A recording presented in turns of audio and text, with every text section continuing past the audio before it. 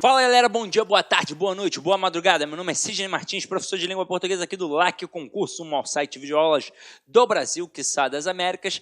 E sem enrolação, Sidney, vamos direto ao ponto. Então se liga só. Hoje nossa aula de interpretação é sobre conceitos de língua e linguagem. Então a gente vai entender o que é língua, o que é linguagem e principalmente as concepções do texto verbal e do texto não verbal. Isso, na verdade, é até um aspecto muito fácil. Afinal de contas, o que é o texto verbal? É aquele em que eu utilizo a palavra, seja ela escrita ou falada. Então, se apareceu a palavra de alguma forma, é um exemplo de linguagem verbal. E quando eu falo em linguagem não verbal? É fácil. Se a verbal é aquela em que eu uso a palavra, a não verbal é aquela em que eu não utilizo o quê? A palavra. Então, eu vou me valer então de quê, Sidney? Eu vou me valer de imagens, de gestos, de expressões, mas nunca da palavra. Sidney, e quando a gente usa tanto um quanto o outro? Então, eu uso uma palavra, mas eu também tenho uma imagem. Que exemplo de texto eu tenho aí no caso? Eu tenho um exemplo de texto misto. É uma linguagem mista. E aí, ó, a gente vai fazer um estudo dirigido, mas eu já vou levantar a bola aqui. Não importa a incidência, se você tem uma imagem e 1000 palavras, ou se você tem uma palavra e 1000 imagens, se as duas formas estão aparecendo, ambas contribuem para o processo de interpretação. Ambas, não importa quem está aparecendo mais.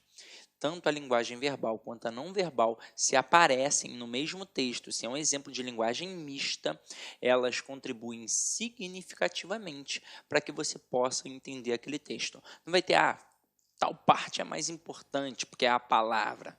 A imagem é mais importante porque apareceu mais. Não. Ambas contribuem significativamente da mesma forma, tá? Agora, como é um exemplo, uma parte da aula tecnicamente tranquila, para que não surja nenhum tipo de dúvida, a gente vai fazer um estudo dirigido.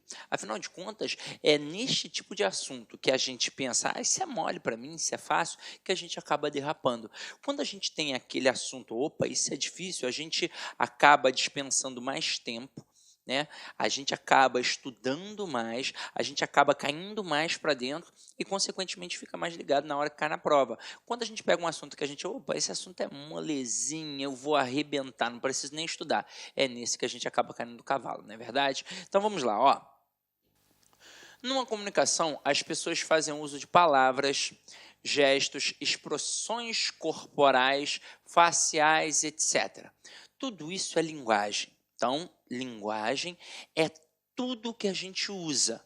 Eu aqui agora estou falando e estou gesticulando, eu estou fazendo expressões faciais, tudo isso é uma linguagem. Agora, linguagem é um processo comunicativo pelo qual as pessoas interagem entre si. Então, o intuito primordial é a interação. Se a linguagem tiver como unidade básica a palavra, falada ou escrita, ela será verbal. A linguagem, no entanto, pode possuir outros tipos de unidade, como o gesto, o movimento, a imagem, etc. Nesse caso, ela será não verbal. Há ainda as linguagens mistas, como as histórias em quadrinhos, o cinema, o teatro, em que se fundem a palavra e outros tipos de unidade. Aí eu vou levantar a bola para um exemplo de linguagem mista muito próximo a você neste exato momento. É a videoaula. Você está aí vendo uma imagem em que eu utilizo outras imagens, então já tem aí de cara um exemplo de linguagem não verbal, mas eu estou aqui o tempo todo falando. E além de estar falando, eu escrevo, eu apresento slides com textos que eu utilizo a palavra, e então aí a gente está fazendo um exemplo de linguagem mista. A videoaula é o melhor exemplo de linguagem mista que você tem mais próximo de você neste exato momento. Agora, vamos, depois da linguagem, é necessário que a gente entenda o que é língua, então. Então, vamos lá. Quando as pessoas interagem por meio da linguagem verbal, elas fazem uso de um sistema de representação socialmente construído, conhecido como língua. Língua é um conjunto de sinais, palavras e de leis combinatórias por meio do qual as pessoas de uma comunidade se comunicam e interagem. Pode-se dizer, portanto, que a língua é um tipo de linguagem, e realmente é. Agora, o mais importante em relação à língua é isso aqui, ó. É um conjunto de sinais, que podem ser as palavras, e leis combinatórias, afinal de contas, nós temos leis que regem esta língua, por meio do qual pessoas de uma comunidade se comunicam e interagem. Então, é por isso que a gente chama língua brasileira, língua portuguesa, língua inglesa, língua francesa, língua alemã. Aí você vai falar assim para mim, Sidney, você falou língua brasileira, língua portuguesa? Eu trouxe à voga uma discussão acadêmica e uma discussão lusófona. Porque se você for a Portugal e utilizar esta linguagem que a gente usa aqui no Brasil, o nosso português, eles vão dizer na sua cara que você não fala português, que você fala brasileiro. É óbvio que aqui a gente chama de português do Brasil. É óbvio, tem diferenças? Tem diferenças. E aí você vai falar, ué, para mim não tem diferença nenhuma. Vou citar um exemplo, vou até andar um pouquinho aqui. Vou citar um exemplo que você vai falar assim, caramba, tá de sacanagem, né, Sidney? Não, estou falando sério. Exemplo de jogadores de futebol. É muito comum o camarada, quando se destaca aqui no Brasil, ser contratado por um time da Europa, por um time da, sei lá, de outro país, como da China, como, sei lá, de vários locais do mundo, principalmente a Europa. E aí o camarada, quando sai daqui e vai para a Europa, ele tem que aprender uma outra língua. O italiano, o francês, o alemão. Ele pode ir, por exemplo, para a Inglaterra e ter de aprender o inglês. Ele pode ter de ir para a China e aprender o chinês, para o Japão, aprender japonês, e por aí vai. Ou então pode simplesmente ir para Portugal. Aconteceu isso com um jogador de futebol que hoje talvez não seja tão conhecido, mas que foi muito conhecido na década de 90, que foi o jogador Paulo Nunes.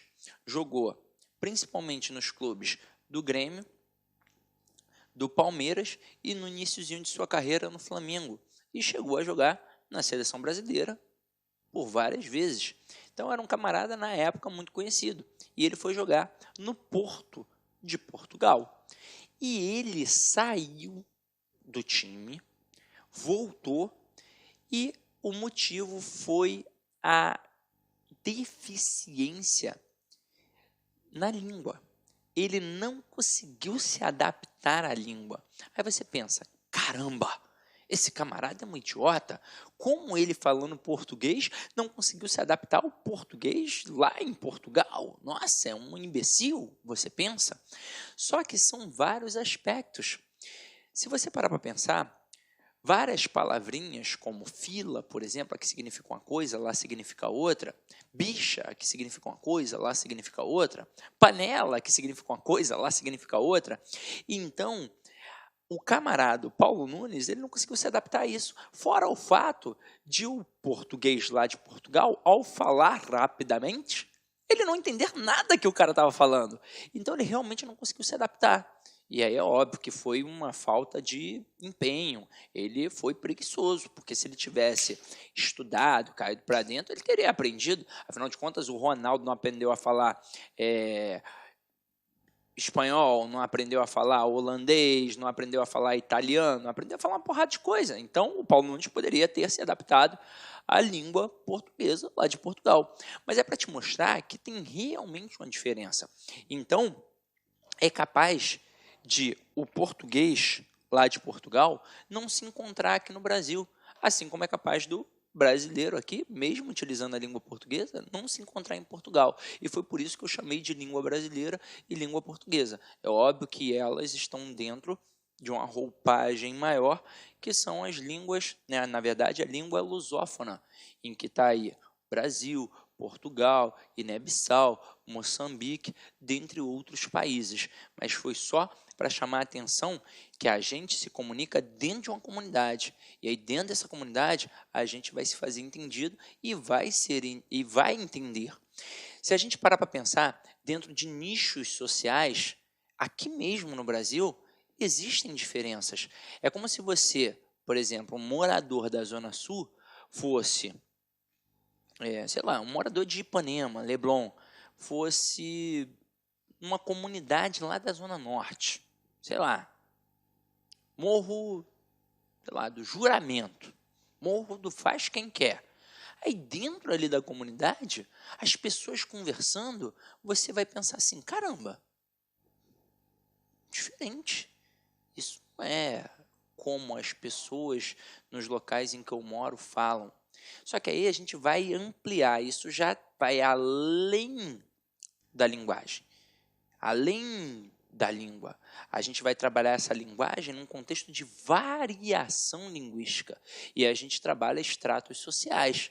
É algo para um outro momento para a gente estudar de forma mais aprofundada, tranquilo? Agora, para que a gente possa entender exemplos de linguagem verbal e não verbal, eu trouxe algumas imagens aqui para vocês. Então vamos lá, ó. Aqui a gente tem não fume. Todo mundo é capaz de entender. E aí, olha só que parada bacana. Isso daqui é um exemplo de linguagem não verbal. Isso aqui não é língua portuguesa. Isso aqui não é entendido apenas no Brasil. Isso é entendido nos Estados Unidos. Isso é entendido na China. Isso é entendido na Guiné-Bissau, em Moçambique. Isso é entendido em qualquer local. Então, isso daqui é uma linguagem. Todos são capazes de entender a linguagem não verbal. Agora, quando a gente usa a palavra, tem de ter um código, tem de ter uma regra, tem de ter um sistema linguístico. Aqui, na língua portuguesa, a gente utiliza um sistema linguístico chamado SVC, em que a gente tem sujeito, verbo e complemento. Mas tem de ter o código, tem de ter as regras para que sejam entendidas. E é por isso que a gente tem um português padrão. O português padrão da língua portuguesa, que é o português culto, ele serve para que você seja entendido em qualquer local do Brasil. Agora, linguagem não verbal, entendido em qualquer parte do mundo. Acompanhe aqui comigo, ó. Aqui a gente tem um semáforo. E olha que interessante, a palavra semáforo, ela é muito interessante semanticamente. Sema significa ideia e foro significa levar. Então, semáforo significa levar uma ideia. Ideia de quê? Ora, as luzes aqui, as cores vão transmitir essa ideia. Se está vermelho, é para eu ficar parado. Se está amarelo, é para eu ter atenção. Se está verde, é para seguir. Então, isso daqui é entendido em qualquer local do mundo. Olha o próximo aí. Proibido celular, proibido telefone, geralmente nas agências bancárias. Ora, o real motivo, não sei porquê, né? Dizem que é por conta daquela famosa saidinha de banco, né? Você está ali, pega 3 mil reais, 5 mil reais, aí o camarada avisa a um ladrão que está lá fora, ó, fulano aí, ó, que está saindo com a blusa preta, sei lá, calça vermelha, tá com 5 mil reais agora, rouba aí. E talvez seja por isso. Mas, gente, não vou nem entrar na seara das discussões em relação às leis contra bancos, né? Então vamos lá. Aqui é proibido estacionar e desembarcar. Então não pode parar de jeito nenhum, né, meu companheiro? Próximo aqui são os emoticons do WhatsApp, né? E aí vai depender do seu estado de espírito, vai depender do contexto da sua conversa para você representar. Tem alguns aqui interessantes, né? Esse capetinho aqui, quando alguém manda para alguém, né? Opa, tem uma malícia aí na coisa. Agora aqui a gente misturou, galera. Vamos lá, ó. Aqui tem um exemplo de linguagem mista. Tem a linguagem verbal e a não verbal. Tá aqui, cuidado, cerca elétrica. E aí você vai reparar que tem uns raiozinhos. É tudo intencional. Afinal de contas, se ele escrevesse apenas cuidado, cerca elétrica, ele só iria atingir a pessoa alfabetizada. Mas, de repente, ali naquele local, passam pessoas que não são alfabetizadas, passam crianças, passam analfabetos, analfabetos funcionais, semi-analfabetos, pode ser numa roça. E aí, o cara vai ver a cerca e ele vai botar a mão, ele vai tentar pular, se só tiver escrito. Mas aí, na hora que o camarada coloca o símbolozinho do raio, o cara, opa, tem eletricidade aí. Porque o exemplo da linguagem não verbal, ele atinge muito mais pessoas. Então, aqui a gente tem um exemplo de linguagem mista. Aqui é muito comum encontrar em shoppings, em supermercados, é o espaço reservado para deficientes físicos, né, na hora de estacionar. Aqui, cuidado cão bravo. O cara dessa plaquinha não pensou da mesma forma que o cara dessa plaquinha. Por exemplo, se isso daqui está num local em que é de fácil acesso e uma criança qualquer, por exemplo, pode entrar, acabou. A plaquinha não teve serventia. Agora ele bota um rosto ali de um pitbull, de um cão bravo. Opa, camarada já fica ligado. Ó, aqui tem cachorro. Opa, aqui é sinistro, esse cachorro morde. Então, deveria ter usado a linguagem verbal e não verbal. Aqui, aviso, não pise na grama. Só exemplo de linguagem verbal. Aqui, ó, não pode andar de bicicleta. Exemplo de linguagem não verbal. Aqui, ó, idosos na pista. E aqui, ó, silêncio. Entendido em qualquer lugar do mundo. Então, para a questão da compreensão, a linguagem não verbal, ela atinge horizontes muito mais vastos. E a linguagem verbal? Aí não adianta. A linguagem verbal, ela sim, é como se a gente separasse em estratos. Quando a gente fala em linguagem, é tudo. A língua é algo mais específico da linguagem. Exatamente quando a gente usa essa linguagem falada, né? Essa palavra, ela faz parte de uma língua, que é a língua portuguesa. Pode ser. Aí você vai falar assim, mas e a Libras? A Libras é uma língua. Afinal de contas, se você não sabe aquele código, você entende?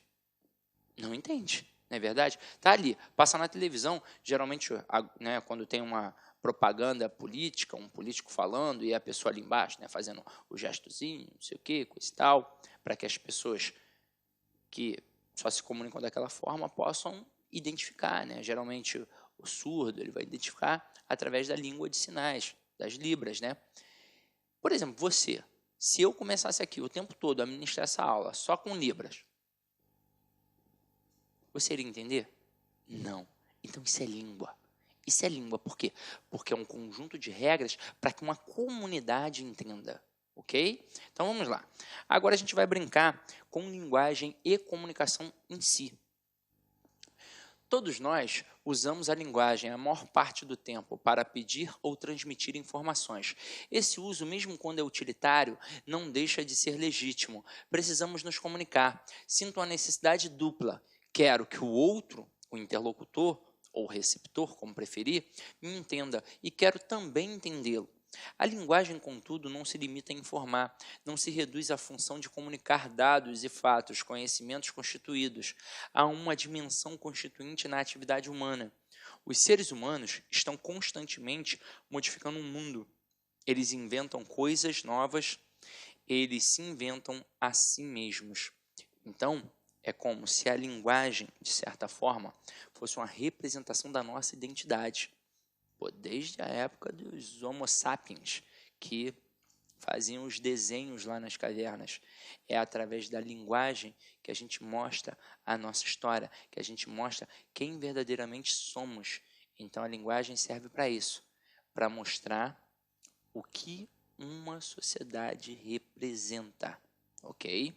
Aí é óbvio que depois a gente vai pegar diversos aspectos, vai atrelar isso à questão da história, à questão da geografia, à questão da literatura, à questão da religião, e aí são vários saberes se misturando para que a gente realmente tenha uma concepção maior do que é aquela representação de ser humano naquela sociedade vigente.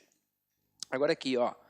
A linguagem deve dar conta não só das necessidades objetivas, mas também das necessidades subjetivas que expressam nas palavras, nas imagens, nos sentimentos, nas sensações, nas emoções, nas intuições.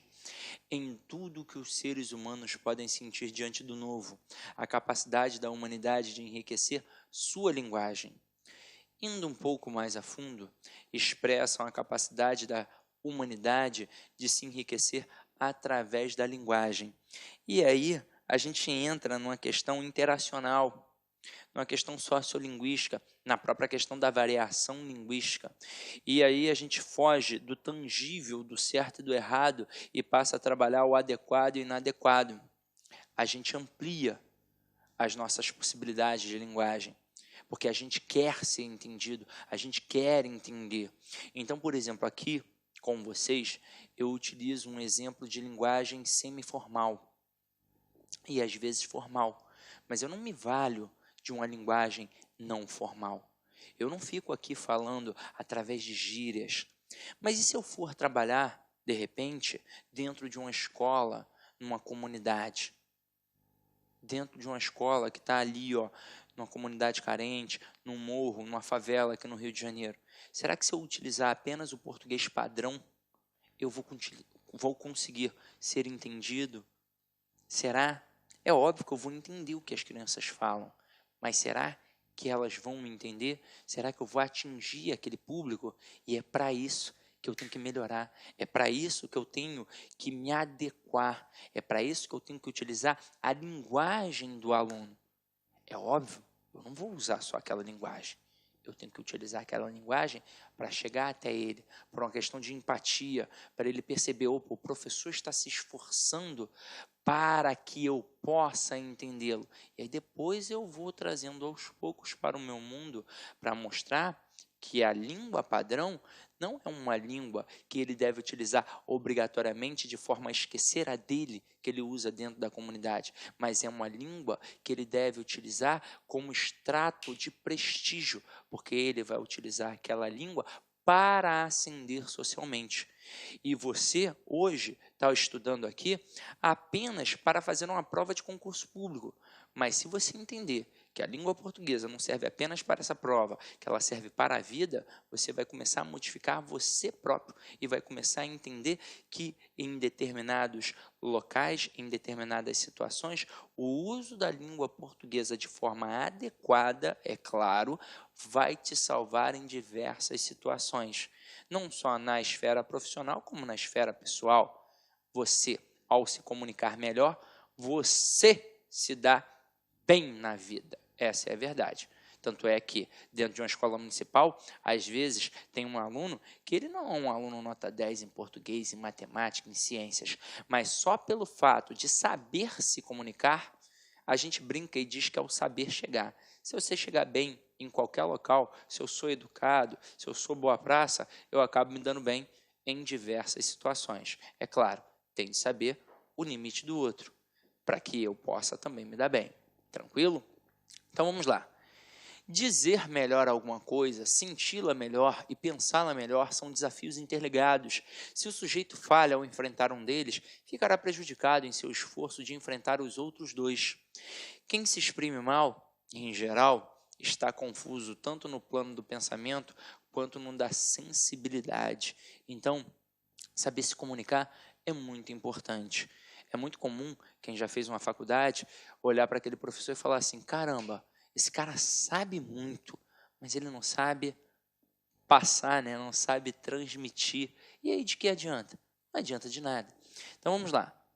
Leandro Conder, né, e aí eu trouxe um camarada muito importante linguisticamente falando, ele traz alguns questionamentos e aí para a gente não perder tempo eu próprio respondi, né? Leandro Conder afirma que a linguagem humana é utilizada em duas funções. Explique quais são elas. Então vamos lá. Leandro Conder afirma que a primeira função da linguagem é utilitária.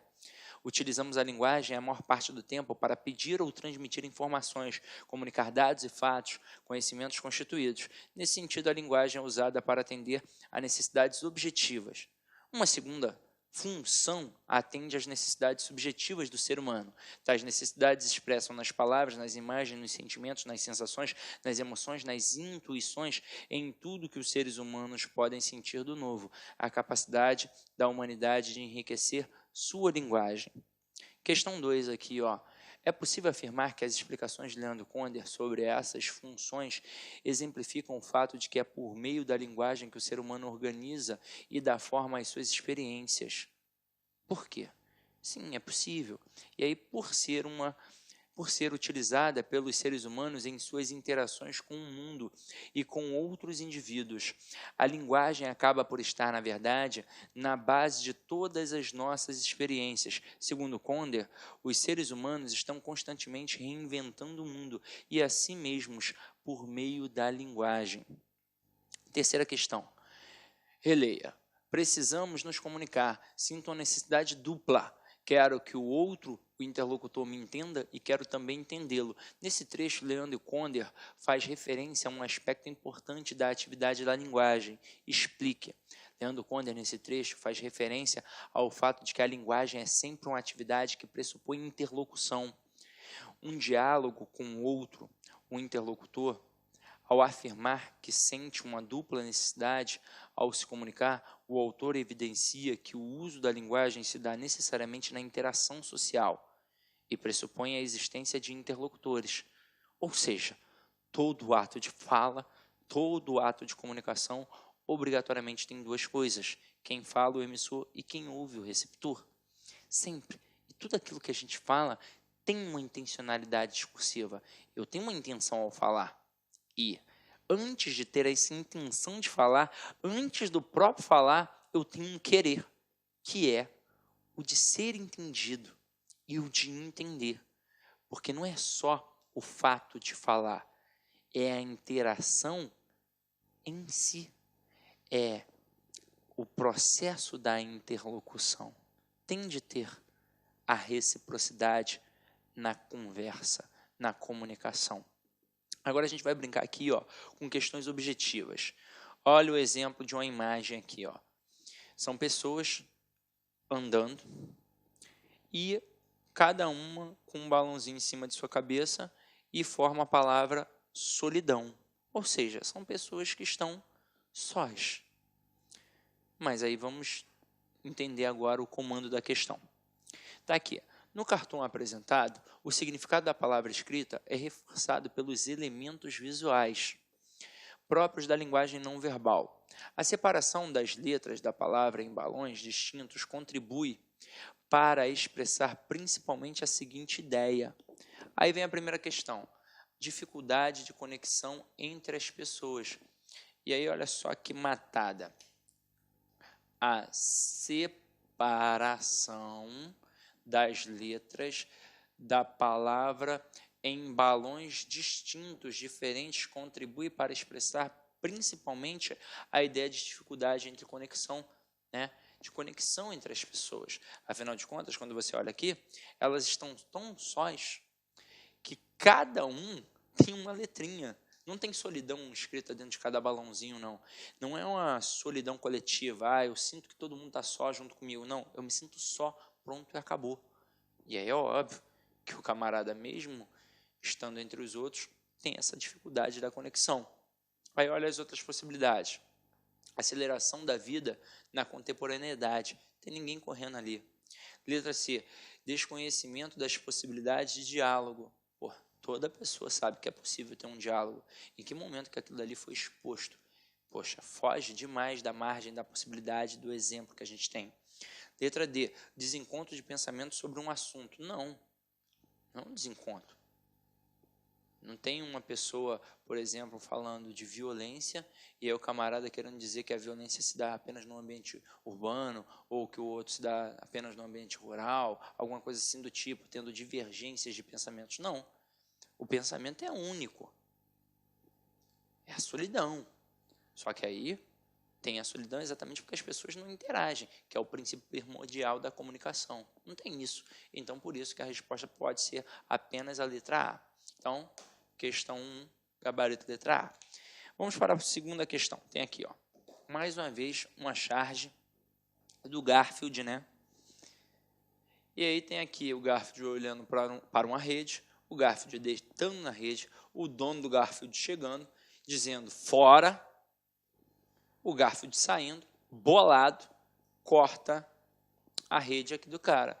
E o cara fica preso. Detalhe, tudo na situação aqui se passa de dia. O dono do Garfield ficou preso até a noite, porque olha só, muda a cor do céu, a tonalidade, e aparece aqui, ó, uma lua, para mostrar que está de noite. E aí vamos lá, ó. Sobre a tirinha de Garfield, é correto afirmar que, letra A linguagem verbal é o elemento principal para o entendimento da tirinha. Não. Se tem aqui imagens e tem uma palavra, ou seja, tem linguagem verbal e não verbal, eu tenho exemplo de linguagem mista. E o que eu disse a vocês, ambas contribuem significativamente para o processo de interpretação. Então, não pode ser o gabarito letra A. Letra B, o uso da linguagem verbal não faz diferença para a compreensão da tirinha. Opa, elimina, é óbvio que faz. Letra C, o uso simultâneo das linguagens verbal e não verbal colabora para o entendimento da tirinha. Perfeito. É assim que funciona, gabarito letra C. E letra D, a sequência cronológica dos fatos relatados nas imagens não influencia na compreensão da tirinha. Óbvio que influencia. A gente consegue se situar não só no espaço, como no tempo. A situação temporal influenciou ali para a compreensão do texto. Então, gabarito sem sombra de dúvidas, letra C de casa. Vamos para a nossa terceira e última questão aí, ó. Agora não tem charge, agora é só a compreensão do processo. Sobre as linguagens verbal e não verbal, é incorreto afirmar que, letra A linguagem verbal utiliza qualquer código. Opa, já para por aí. A linguagem verbal, ela utiliza a palavra. Então, já eliminei. Aí ele coloca aqui, para se expressar, enquanto a linguagem não verbal faz uso apenas da língua escrita. Não, não é isso. Detalhe, não é nem língua escrita. É da palavra, seja escrita ou falada. Então, letra A está errada. Letra B, são utilizadas para criar atos de comunicação que nos permitem dizer algo. Perfeito.